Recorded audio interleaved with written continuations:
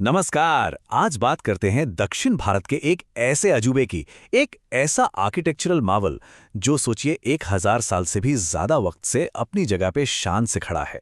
नाम है बृहदीश्वर मंदिर। अब सवाल ये उठता है जो आज भी बड़े बड़े एक्सपर्ट्स को हैरान कर देता है कि ये बना कैसे, और यही वो पहेली है जिसे हम आज सुलझाने की कोशिश करेंगे। मतलब उस जमाने में इतनी तेजी से इतना विशाल मंदिर खड़ा कर देना, ये वाकई कमाल है। तो चलिए थोड़ा टाइम में पीछे चलते हैं। बात है साल 1010 ईसी की। इसी साल ये मंदिर बनकर तैयार हुआ था और उस जमाने के हिसाब से ये एक ऐसी उपलब्धि थी जिसके बारे में कोई सोच भी नहीं सकता था। तो फिर मन में आता है कि आखिर इतना बड़ा, इतना भव्य मंदिर बनवाया क्यों गया? मतलब इस जबरदस्त प्रोजेक्ट के पीछे कौन था?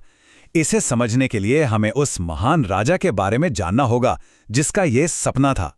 ये थे महान राजा चोल प्रथम। चोल साम्राज्य उस समय अपनी ताकत और दौलत के चरम पर था, मतलब पीक पर था।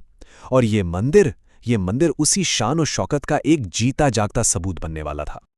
तो समझने वाली बात यह है कि ये सिर्फ एक पूजा की जगह नहीं थी। नहीं, ये उससे कहीं बढ़कर था। ये एक पावर स्टेटमेंट था, एक तरीका था दुनिया को ये दिखाने का कि चोल कितने ताकतवर हैं, शैव धर्म में उनकी आस्था कितनी गहरी है और कला और आर्किटेक्चर में उन्हें कोई टक्कर नहीं दे सकता। अच्छा, तो क्यों का जवाब तो हमें मिल गया। अब आते हैं सबसे मजेदार सवाल पर। कैसे? आखिर वो कौन सी कमाल की इंजीनियरिंग टेक्निक्स थीं जिनसे ये नामुमकिन सा काम मुमकिन हो पाया? एक बात जो हैरान करती है वो ये है कि ये पूरा का पूरा मंदिर ग्रेनाइट पत्थर से बना है। और मजे की बात यह है कि जिस कावेरी डेल्टा में ये मंदिर है वहां आसपास मीलों तक ग्रेनाइट मिलता ही नहीं था। इसे बहुत बहुत दूर की खदानों से लाया गया था। सोचिए ये अपने आप में कितना बड़ा लॉजिस्टिकल चैलेंज रहा होगा। तो सवाल है, ये किया कैसे गया? माना जाता है कि पहले तो बड़े बड़े ग्रेनाइट के ब्लॉक्स काटे गए, फिर उन्हें किसी तरह तंजावुर तक पहुंचाया गया, और फिर आता है सबसे हैरत अंगेज हिस्सा। उन भारी पत्थरों को मंदिर के शिखर तक पहुंचाने के लिए करीब 6 किलोमीटर लंबा मिट्टी का एक रैंप बनाया गया था। जरा सोच कर देखिए, 6 किलोमीटर लंबा रैंप! और ये दिखाता है कि उनकी इंजीनियरिंग कितनी सटीक, कितनी प्रिसाइज थी। मंदिर का जो मुख्य टॉवर है, जिसे विमान कहते हैं, उसे इस तरह से बनाया गया है कि साल के कुछ खास दिनों में दोपहर के वक्त इसकी परछाई जमीन पर पड़ती ही नहीं है। सुनने में किसी जादू जैसा लगता है ना? तो जाहिर है ये टावर सिर्फ एक बिल्डिंग नहीं थी, ये एक सिंबल था। इसे जानबूझकर इतना ऊंचा बनाया गया था कि मीलों दूर से नजर आए, जैसे ईश्वर और राजा दोनों की शक्ति का एक बीकन हो। अच्छा, तो बाहर की बनावट और इंजीनियरिंग की तो हमने बात कर ली। चलिए अब जरा मंदिर के अंदर चलते हैं, इसकी आत्मा को समझते हैं और ये जानने की कोशिश करते हैं कि उस समाज के लिए इसके क्या मायने थे। और यहीं पर यह कहानी और भी ज्यादा दिलचस्प हो जाती है।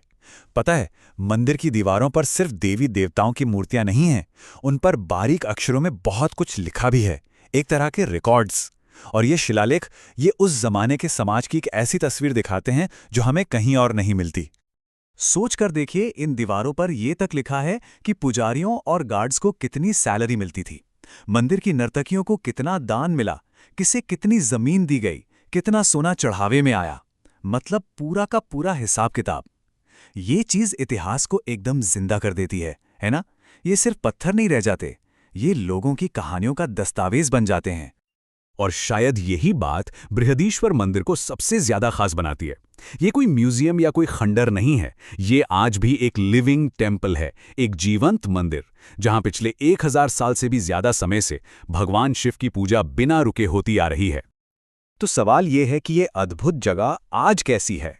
चलिए अब प्रेजेंट में आते हैं और देखते हैं कि आज इसकी विरासत क्या है। आज ये एक यूनेस्को वर्ल्ड हेरिटेज साइट है और पूरी दुनिया से लोग इसे देखने आते हैं।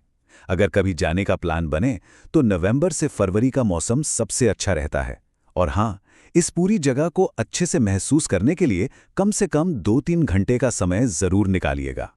और आखिर में जब कोई उस विशाल संरचना के सामने खड़ा होता है तो बस एक ही एहसास होता है कि इंसान की बड़ी से बड़ी एम्बिशन, उसकी बड़ी से बड़ी कलाकारी भी इस अनंत ब्रह्मांड के सामने कितनी विनम्र हो जाती है। और ये हमें एक सवाल के साथ छोड़ जाता है।